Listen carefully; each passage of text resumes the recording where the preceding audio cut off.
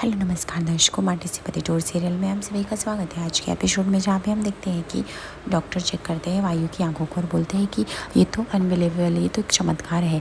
जहाँ पे ऐसा लग रहा है कि अभी वायु को कुछ मिनट पहले कुछ भी नहीं दिखाई दे रहा था और अभी इतने अच्छे से वो देख रहा है, कह पाना असंभव है। मैंने आपको बोला था कि हम लोग सिर्फ फिजिकल स्ट्रेस दूर कर सकते हैं, मेंटल स्ट्रेस हम नहीं दूर कर सकते।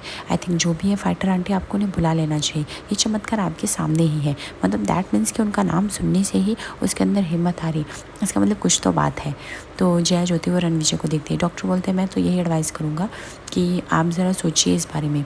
अगर बच्चे की विल पावर इतनी तेज़ हो रही है तो आई थिंक हमें उस पर्सन की हेल्प लेनी चाहिए।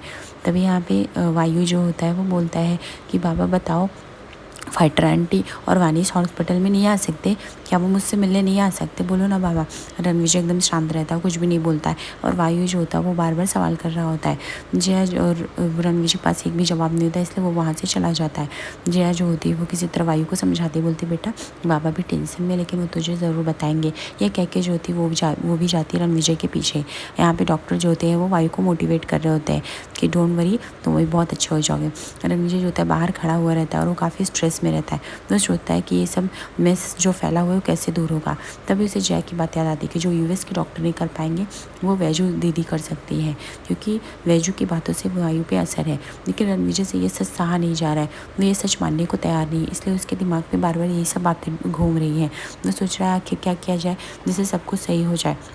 और उसके बाद वह बेतहासा होकर तेज़ी तेज़ी से चिल्लाने लगता है। तभी वहाँ पे जया पहुँचती है और जया बोलती है कि रणविजय तुम क्या सोच रहे हो, मुझे सब कुछ पता है। मुझे पता है कि तुम वायु के बारे में सोच रहे हो, लेकिन अब तो तुम भी बिलीव कर लो कि वैजू दीदी ही उसके लिए बेस्ट ऑप्शन है और कोई नहीं। अगर हमें अपने बच्चे के लिए कहीं जाना पड़े तो हम क्यों नहीं जा सकते? Ranvijay just leave it. तुम यहाँ पे वैजू दीदी के एक्स होने के नाते मत बिहेव करो। तुम एक बच्चे के पिता हो और एक पिता कहीं भी हद तक जा सकता है, वो तो सोचो। तुम अगर एक पिता बन के एक काम करोगे ना तो तुम्हें ज़रा भी दिक्कत नहीं होगी और ये प्रोफेशनलिज्म में रहेगा आपने। अगर मुझे मेरे वायु को ठीक करने के लिए ना और मुझे आंखें भी देनी पड़े ना तो भी मुझे मंजूर है।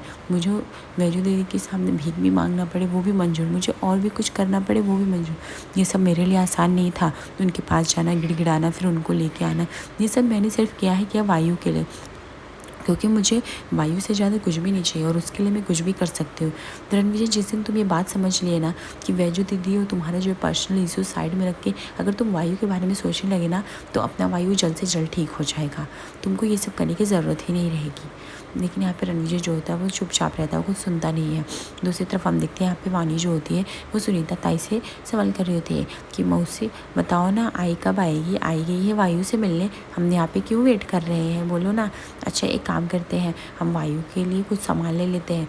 अभी आई आएगी तो हमें भी तो वायु के घर जाना रहेगा। वायु को जो पसंद है वो ले लेती हूँ। वायु को लॉलीपॉप पसंद है और तो और वायु हम मुझे देखेगा तो कितना खुश रहेगा ना। तभी वो वानी जो होती है वो बलून देखती है और उसके मन में होता है कि वो बलून खरीद ले। तभी बोलती मौसी मुझे बलून खरीदने हैं। उसको याद आता है कि वायु बलून के साथ बहुत ही खेलता है। तो उसके बाद सुनीता जो होती है वो बलून वाले से कह के वो उसको गुब्बारे दिलाती है। वानी बहुत ही खुश होती है सारे गुब्बारे लेके, बोलती ये अगर मैं ये वायु को गुब्बारे दूंगी तो वायु बहुत ही खुश होगा और बहुत ही हैप्पी होगा, उसको गुब्बारे और बलून बहुत पसंद है। तभी यहाँ पे सुनीता बोलती है हाँ तो ये अपनी वायु को ही देना। तभी हम देखते हैं कि वैजू ज्योति भूमिपुर बस डिपो पे आ चुकी रहती है, लेकिन उसे पुरानी बीती बातें भी सब याद आ रही थी कि किस तरह से वो घर छोड़ के आई थी और वह सोच रही थी कि काश आज वो नहीं होती। आज जाने का डिसीजन उसका कितना गलत था। आज जाने की वजह से घर में जो मिसअप हुआ और ऊपर से उसकी जो इंसल्ट हुई वो नहीं होती, उसे नहीं जाना चाहिए था। यहाँ पे वैजू ज्योति अपनी आंखों से आंसू पोंछ रही थी। वो सोच रही थी कि अब उसे वापस से शिवगांव लौट जाना चाहिए। इसके लिए वो 3 टिकट ले रही होती है भूमि शिवगांव के लिए। तभी यहाँ पे हम देखते हैं वानी आती है और वो बोलती है कि आई आप बताओ ना वायु से मिले या नहीं मिले, हम वापस से जा रहे हैं, हम वायु से मिलने जा रहे हैं, बोलो ना आई। तभी यहाँ पे वैजू बोलती है कि हाँ लेकिन हम भूमिपुर जा रहे हैं। अब फटाफट वो देखो बस खड़ी हुई है, जाके तुरंत बैठ जाओ। अब हम लोग तुरंत भूमिपुर छोड़ के शिवगांव जाएंगे, ठीक है? चलो रेडी हो जाओ। उसके बाद जो होती है वैजू जो होती है वो वानी को लेके जाने लगती है। तभी वानी जो होती है वो अपना हाथ झटक देती और बोलती है आई पहले बताओ ना आप वायु से मिले कि नहीं मिले, और बताओ हम वायु से मिलने जा रहे हैं या नहीं। लेकिन यहाँ पे वैजू जो थे एक भी सवाल का जवाब नहीं देती है। बोलती है मैंने बोला ना चुप चुप बसो इधर और चलो चुपचाप बस में बैठो। वो बोलती नहीं मैं नहीं जाऊँगी, आप जब तक नहीं बताओगे आप वायु से मिले कि नहीं मिले, और हम लोग वायु से क्यों नहीं मिल सकते, मुझे वापस गाँव नहीं जाना। तभी यहाँ पे वैजू बोलती बस करो बेटा, कितना ज़िद करोगी, चलो तुम अभी। तभी यहाँ पे वैजू जो होती है उसे किसी तरह ज़बरदस्ती वानी को गोदी में लेना पड़ता है और फिर ज़बरदस्ती बस में बैठना पड़ता है। दूसरी तरफ हम देखते हैं कि जया ज्योति और रणविजय को समझा रही होती है कि वायु का ट्रीटमेंट कितना ज़रूरी है। वो बताती है कि तुम्हें पता है वो वैजू दीदी के नाम से कितना मोटिवेट होता है, कितना खुश होता है, वो बच्चा है, हम उसके मन पे ज़्यादा दबाव नहीं डाल सकते, उसकी खुशी के आगे हम कुछ भी नहीं चैन कर सकते। रणविजय तुम अच्छा डिसीजन लो, जो भी सोचो। मैंने बहुत ही मेहनत से वैजू दीदी को बुलाया था, लेकिन तुमने क्या किया, वैजू दीदी को वापस से भेज दिया। ये कोई सही बात नहीं है रणविजय, हमारे बच्चे से ज़्यादा कुछ भी इम्पोर्टेंट नहीं होना चाहिए। तुम मेरी बातों का गौर करो, तुम जिस दिन एक बाप बन के सोचोगे ना, तुम्हें कभी भी कोई भी तकलीफ़ नहीं होगी डिसीजन करने में, और हमारा बच्चा भी सेफ़ रहेगा। वायु को कितनी दिक्कतों का सामना करना पड़ेगा, तुम उसे अमेरिका क्या कहीं भी लेके जाओगे ना, वायु ठीक नहीं हो पाएगा। इतने सालों में मैंने पहली बार उसकी आंखों में कॉन्फिडेंस देखा, मैंने उसकी आंखों में खुशी देखी, जो तुम नहीं देख पा रहे हो रणविजय। तुम्हें क्या प्रॉब्लम है मुझे नहीं समझ में आ रहा। एक वैजू दीदी की हेल्प लेने से तुम्हारा ईगो बीच में क्यों आ रहा है। रणविजय जो होता है वो आगे जाके खड़ा हो जाता है, बोलता है जया तुम्हें क्या लगता है मैं वायु का बाबा होने के लिए मैं कुछ भी नहीं कर रहा हूँ। वैसे ये तो है तुमने वायु की आई होने का सारा फ़र्ज निभाया, शायद मुझसे चूक हो गई वायु का बाबा होने में। मैं वायु को समझ ही नहीं पाया कि उसको क्या चाहिए क्या नहीं चाहिए, और मैं एक अच्छा बिहेव ही नहीं कर पाया। तभी यहाँ पे जया बोलती है रणविजय अभी भी टाइम है, सोच लो इस बारे में। रणविजय बोलता है प्रॉब्लम ये है जया कि मुझे पता है कि वो शायद वैजू की बातों से थोड़ा बहुत सुधार है, थोड़ा नहीं बहुत कुछ सुधार है, लेकिन मेरा दिल ये मानने को नहीं तैयार है। मेरा दिल ये सच नहीं मान रहा है कि वो वैजू की वजह से एक बच्चा कैसे ठीक हो सकता है। मैं ये सच मानना ही नहीं चाहता हूँ और मुझसे ये बोला भी नहीं जा रहा है। उसके बाद रणविजय जो होता है वो कहता है कि मैं नहीं मान सकता हूँ, पर मैं वो वैजू से हेल्प लेना भी नहीं चाहता हूँ। जया मुझे कुछ समझ में नहीं आ रहा मैं क्या करूँ। मुझे ऐसा भी लग रहा है कि मेरा दिल जो है कह रहा है नहीं, पर मेरा दिमाग कह रहा है यस ये सही है। जया बोलती है कि रणविजय अब डिसीजन तुमको करना है, मैंने तो बुलाया था लेकिन तुमने क्या किया, उनको भगा दिया यहाँ से इंसल्ट करके। अभी भी देर नहीं हुई है, वायु के लिए हमें कुछ अच्छा सोचना पड़ेगा, अदरवाइज़ हम वायु की आंखों के साथ सब कुछ खो देंगे। तुमने देखा ना रणविजय, और मुझे लगता है कि इस बार जो डिसीजन लोगे तुम वो बहुत ही सोच समझ के लोगे और वो हमारे बच्चे के पक्ष में होगा। तो वैजू दीदी से तुम्हें क्या प्रॉब्लम हो रही मुझे नहीं समझ में, वो हमारी जब मदद करने के लिए तैयार है, वो आ गई है, तो आई थिंक तुम्हें भी सोचना चाहिए और प्रोफेशनलिज्म में होकर सोचना चाहिए, वायु का बाबा होने के नाते सोचना चाहिए। रणविजय या वैजू का प्यार ऐसे नहीं। तभी यहाँ पे वानी जो होती है बोलती है आई बोलो ना, हम क्यों वायु से नहीं मिल सकते, आई आप कुछ बोल क्यों नहीं रहे, ऐसे चुपचाप क्यों हो। लेकिन वैजू जो होती है एकदम से चुप होती है, कुछ भी जवाब नहीं देती। वो वानी को बोलती चुप रहे हो, मैं तुम्हें कितनी बार बोल रही हूँ कि शांत रहने के लिए। वानी जो होती है मतलब गुस्सा हो जाती है। जया सोचती है कि काश वो शिवगांव गई ही ना होती और इतना सब कुछ होता ही नहीं। वो बोल रही होती कि वायु प्लीज़ बेटा मुझे माफ़ कर देना, मैं तुम्हारी चाह की भी मदद नहीं कर पाई। तभी हम देखते हैं यहाँ पे वसुंधरा जो होती है वह जया को वह समझा रही होती कि जया कि उनको सच में लगता है कि वायु के लिए वैजू सही है या नहीं, ये डिसीजन तुम्हें करना है। जया बोलती मैंने ऑलरेडी डिसीजन कर लिया है, आई मेरे वायु के लिए वैजू दीदी ही सही है। वसुंधरा बोलती सोच समझ के करो बेटा, आज का लिया गया फैसला कल पे बहुत भारी पड़ सकता है। क्या तुम्हें फिर से लगता है कि वैजू को तुम्हारी ज़िंदगी में आना चाहिए? मैंने माना है कि तुम्हें वायु के लिए ही मंगाना है, लेकिन फिर भी सोच समझ के डिसीजन लो। अगर तुमने आज कुछ भी बहकावे में ये कमज़ोर होकर डिसीजन लिया, कल पे तुम्हारे भारी पड़ेगा। और तुम ये सब कुछ जान रही हो, तुम उस वैजू को भी अच्छे से जानते हो, उसकी चाल को भी अच्छे से जानते हो। इसलिए जया मैं तुमको समझा रही हूँ, समझना तुम्हारा काम है। आगे का सब कुछ क्लियर करके ही सब करो, ऐसा नहीं सिर्फ आज में जीना है, हमें कल के लिए भी सोचना है। दूसरी तरफ वैजू जो होती है बहुत ही टेंशन में होती है, बस से जा रही होती है और वो सब कुछ सोच रही थी कि कितना इंसल्ट हुआ उसका, एंड देन वायु से वो मिल भी नहीं पाई, ना ट्रीटमेंट करा पाई। उसके बाद वानी को बहका के वो सुला भी देती है और फिर वो सोच रही होती है वायु के बारे में कि कैसे वायु मीठी मीठी और प्यारी प्यारी बातें करता था।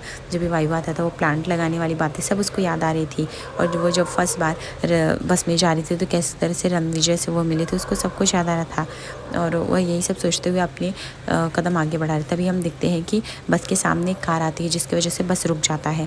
तभी यहाँ पे बस के सारे लोग जो थे हैरान हो जाते हैं क्योंकि अचानक से ब्रेक की वजह से सब में काफ़ी आफातफरी मच जाती है। उसके बाद हम देखते हैं कि उस कार में कोई और नहीं बल्कि रणविजय होता है। रणविजय जो होता है वो कार का गेट खोलता है और फिर वह जो होता है उसको पता रहता है कि इस बस में हो ना हो इसमें उसकी वैल्यू ज़रूर होगी, इसलिए वो बस को अपना कार का गेट खोलता है और वह बस के लिए आगे बढ़ता है और वह बस के अंदर भी जाता है। ये देखने के लिए कि वैजू और वानी है या नहीं। और जैसे ही वो वैजू या वानी को देखता है, वानी काफ़ी खुश हो जाती है, बोलती ब्रेव मैन आ गए हैं, और वो एकदम खुश हो जाते हैं। तभी यहाँ पे रणविजय देख लेता है और वो तुरंत जाता है वैजू और वानी के पास, और वह वानी को गोदी में ले लेता है। उसके बाद वानी को बोलती है ब्रेव मैन आप आ गए, ब्रेव मैन बलून भी ले लो, वायु के लिए लिया है। उसके बाद रणविजय जो था बलून भी ले लेता है और बैग भी ले लेता है। तभी यहाँ पे वैजू बोलती है ये सब क्या कर रहे हो आप, सुनोगे भी, आप ऐसे कैसे बैग लेके जा सकते हो। रणविजय जो था एक भी वैजू की नहीं सुनता और वो सब सामान लेके नीचे आ जाता है।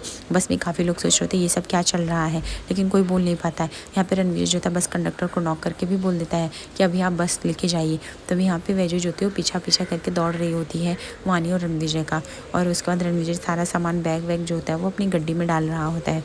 तभी यहाँ पे वैजू बोल रही होती है कि क्या मैं जान सकती हूँ ये सब क्या करें, आप मेरे सामान को अपनी गाड़ी में क्यों रख रहे हो, और आपने बस में इस तरह से, क्योंकि आप मेरी बेटी और सामान लेके कहाँ जा रहे बोलेंगे। यहाँ पे रणविजय जो होता है वो वानी को भी कार में बैठा देता है। सुनीता ताई भी जो होती है उधर बैठ जाती। तभी यहाँ पे रणविजय बोलता है कि मुझे समझाने की कोई ज़रूरत नहीं है, हाँ मैं आपको वापस लेने आया हूँ, लेकिन ये मत सोचिएगा कि अपने लिए, मैं बस अपने बेटे के ट्रीटमेंट के लिए आया हूँ, मुझे आपकी मदद चाहिए। और ये सुन के तो आपको काफ़ी खुशी हुई रहेगी कि मुझे आपके पास वापस आना पड़ा। एक्चुअली मुझे आना नहीं था, पर मेरी मजबूरी ने मुझे लेके आया है, क्योंकि मुझे मेरे बेटे से ज़्यादा कुछ नहीं चाहिए, और वायु को अनफॉर्चुनेटली आपकी मदद लगेगी और मुझे उसके सामने झुकना पड़ेगा। तभी यहाँ पे वैजू बोलती झुक क्यों रहे हो आप, मैं तो जा रही हूँ ना, मैं तो रास्ता क्लियर कर रही हूँ ना। रणविजय आपने तो मुझे कहा था वहाँ से दफ़ा होने के लिए, जाने के लिए, अब आप क्यों इस तरह से मेरा रास्ता रोक रहे हो। रणविजय बोलता है हाँ मैंने कहा था तुम्हें जाने के लिए, लेकिन अब मैं ही वापस कह रहा हूँ तुम्हें रुकने के भी लिए, क्योंकि मुझे मेरे बेटे से ज़्यादा कुछ भी नहीं बड़ा है। तो अगर मेरा बेटा ठीक हो सकता है तो मुझे वो सब भी मंजूर है, और मुझे नहीं लगता है कि इसमें कोई बुराई है या फिर इसमें कुछ गलत है, तो तुम्हें अब रुकना पड़ेगा, समझी। तभी यहाँ पे वैजू बोलती है क्यों आपको मेरी मदद चाहिए, मुझे समझ में नहीं आता, आप एक बच्चे के पिता होने के बाद भी इतना कर कैसे दिखा सकते हो। रणविजय बोलता है कि तो एक मिनट, तुम्हें जो भी खर्चा लगेगा रहने का, खाने का, पीने का, मैं उठाऊंगा, सो डोंट वरी, बस तुम्हें मेरे साथ चलना है। वैजू बोलती एक बात और मोहिते पाटिल जी, मुझे पैसों का रौद मत दिखाइए, मुझे ना पैसे कभी चाहिए था ना चाहिए। मैं अगर यहाँ पे आई थी भूमिपुर तो मैं सिर्फ अब वायु के लिए आई थी, क्योंकि मुझे उस बच्चे से प्यार है, बाकी कोई भी मेरी वजह नहीं थी यहाँ पे आने के लिए, ये बात आपको भी अच्छे से पता है। और मुझे पैसों का रौद मत दिखाएगा, क्योंकि मैं इतना तो कमा लेती हूँ कि जिसमें मैं अपनी और बेटी का गुजारा कर सकूँ। मुझे आपके सामने हाथ फैलाने या किसी और के सामने हाथ फैलाने की कोई ज़रूरत नहीं, मैं एक आत्मनिर्भर औरत हूँ, ये बात आपको जानना पड़ेगा। और हाँ, अगर मैं आपके बेटे का इलाज करूँगी और जाऊँगी तो मेरी एक शर्त है कि नेक्स्ट टाइम से आप फ्यूचर में कभी भी मुझे ये पैसों का दबाव ना डालेंगे नहीं, और ना मेरी इस तरह से सबके सामने इंसल्ट करेंगे पैसों के रौंद के आगे। अगर ये आपको मंजूर है तो ठीक है, मैं चलने को तैयार हूँ, और कुछ भी नहीं। उसके बाद मुझे बोलता है अच्छा ठीक है, और कुछ आपकी शर्त, वैसे तो मुझे लगा था शर्त तो पहले ही रख दोगी आप। यहाँ पे वो जो बोलती है और हाँ दूसरी शर्त मेरी ये भी है कि मुझे ज़्यादा पास्ट के बारे में आप याद मत दिलाइएगा, समझे। अगर अच्छे से होते और अच्छे से पिता का फ़र्ज निभाते ना, तो आज हमारा वायु, मेरा बेटा साथ में होता, लेकिन नहीं। चलो दूर सही, दूर से देर से आए दुरुस्त आए। तो अभी आपको अपने बेटे का तो इलाज का फ़िक्र है, तो वहीं पे फोकस करते हैं। तो मेरे सामने ना ये कभी घिसी पिटी बातें, पुरानी बातें या हमारी बातें, हमारे बच्चों के बारे में मत कीजिए। आप मेरे लिए एक अजनबी हो, मैं आपके लिए अजनबी हूँ। मैं चाहती हूँ सिर्फ यही रहना चाहिए, इसके आगे कुछ भी नहीं रहना चाहिए। आज रात के एपिसोड में देखने वाले हैं जहाँ पे वैजू भी उसी गोल्ड की दुकान पे है जहाँ पे रणविजय है। वैजू अपनी रिंग बेच रही है क्योंकि उसे पैसों की सख्त ज़रूरत है। रणविजय इसी बात का फ़ायदा उठा के वैजू को जलाने के लिए वो जया को बोलता है जया तुम ये नेकलेस क्यों नहीं ट्राई करती, वेट में तुम्हारा हेल्प करता हूँ। उसके बाद वो जया को नेकलेस पहना लगता है, जो चीज़ वैजू देखते हैं उससे बर्दाश्त भी नहीं हो पाती है, क्योंकि कहीं ना कहीं वैजू के दिल में भी रणविजय के लिए प्यार है, इसलिए वो चीज़ वो नहीं कर पा रही, और उसके बाद वो वहाँ से चली जाती है। आगे एपिसोड पे से बनी रही दोस्तों, लाइक और सब्सक्राइब करिए। धन्यवाद फॉर द मोर अपडेट।